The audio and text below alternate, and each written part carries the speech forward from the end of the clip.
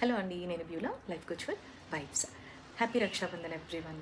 నాకు తెలుసు రక్షాబంధన్ అంటే అన్న చెల్లెళ్ళకి ప్రతీక అని అంటాం కదా. అంటే చెల్లి కానీ అక్క కానీ ఏం బిలీవ్ చేస్తుంది అని అంటే, నన్ను నా తమ్ముడు లేదా నా అన్నయ్య రక్షిస్తారు ఏ అవసరంలో ఉన్నా కూడా, లైక్ ఇమోషనల్ సపోర్ట్ నాకు ఉంటుంది అని చెప్పి తను బిలీవ్ చేస్తూ రాఖీని టై చేస్తుంది. సో ఇక్కడ నేను అక్క చెల్లెళ్ళ గురించి కాదండి, ఒక వైఫ్ ఎలా తన స్థానం కోసం ఆరాటపడుతుంది అనేది ఈ సందర్భంలో ఎందుకు మాట్లాడాలనిపించిందండి. బికాజ్ చాలా కుటుంబాలలో సేమ్ థింగ్, ఎవరైతే నీ భార్యగా వచ్చిన ఆ అమ్మాయి తన కుటుంబంలో కూడా తన అన్నల్ని, తన తమ్ముడిని, తన అక్క చెల్లెలని, తన ఫ్యామిలీని అందరినీ వదిలేసి భర్తగా మిమ్మల్ని ఎంచుకొని మీ కుటుంబంలోకి అడుగు పెడుతుంది. సో ఇక్కడ భర్తగా మీరు చేస్తున్న పని ఏంటి అని అంటే, మీ ఇంట్లో మీ అక్క చెల్లెళ్ళని లేదా మీ అన్నదమ్ముళ్ళని, మీ అమ్మ నాన్నలకి ఫస్ట్ ప్రయారిటీ ఇస్తూ, ఏమైనా చిన్నగా ప్రయారిటీ ఉంటుంది అంటే అప్పుడు ఆ భార్యకి ఇవ్వడం అనేది జరుగుతూ ఉంటుంది. అది ప్రేమ అనొచ్చా, అన్యాయం అయిపోతుంది ఆ అమ్మాయి అనొచ్చా? ఒక్కసారి మీరు క్వశ్చన్ చేసుకుంటారా?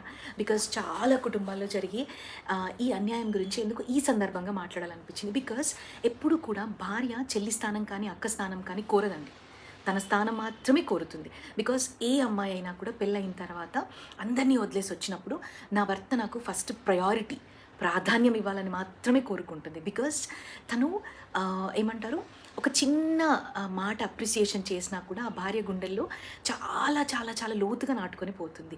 కానీ అన్ఫార్చునేట్లీ ఆ భార్యకి ఆ గౌరవమే దక్కట్లేదు. ఎందుకు అనంటే, చాలా సందర్భాల్లో మగపిల్లలు పెళ్లి చేసుకున్న తర్వాత కూడా ఆ అమ్మాయిని నెగ్లెక్ట్ చేసుకుంటూ వాళ్ళ ఫ్యామిలీస్కి ఇంపార్టెన్స్ ఇవ్వడం అనేది జరుగుతుంది.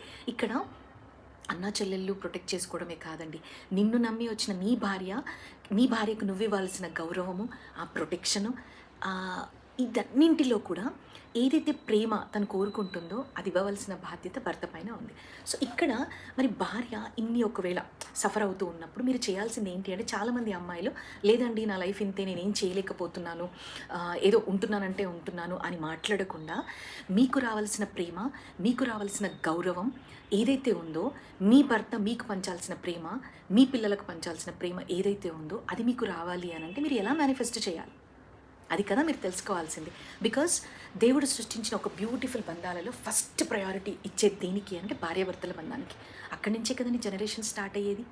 మరి ఆ బంధాన్ని వైఫ్గా మీరు కూడా గుర్తించకుండా, ఎలాంటి మేనిఫెస్ట్ చేయకుండా ఉంటే ఎలా? నెక్స్ట్ ఎపిసోడ్లో ఎలా మీరు మేనిఫెస్ట్ చేస్తే మీరు కోరుకున్న ఆ ఫ్రూట్ఫుల్ లైఫ్ అనేది మీకు దొరుకుతుందో మాట్లాడుకుందాం.